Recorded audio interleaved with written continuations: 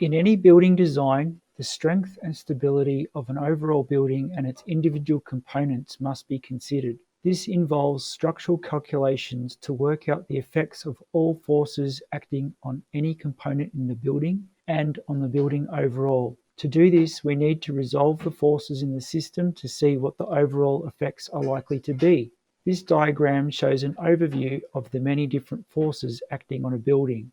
A summary of all the forces acting on the building. The dotted arrow is the resultant force, a force representing the overall effect of the loads. Vectors.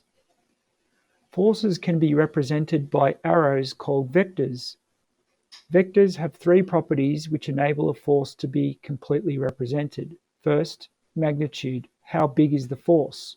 Second, direction. In which direction is the force acting? Third, position. Where on the body does the force act? Graphical solutions of forces.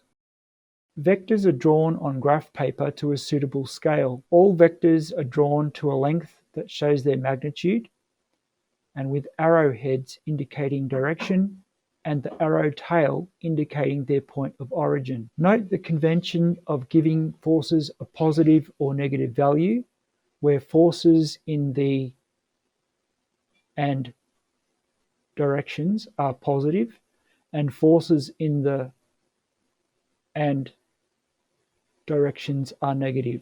A suitable scale could be 1 millimeter to 1 kilonewton, or alternatively 10 millimeters to 100 kilonewtons, depending on the situation.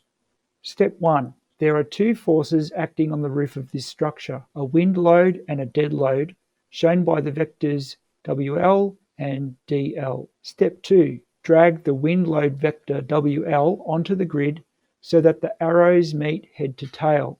That is, the arrow or head of one meets the end or tail of the other. Step 3. Identify the point where the resultant force starts, then draw an arrow showing the resultant force.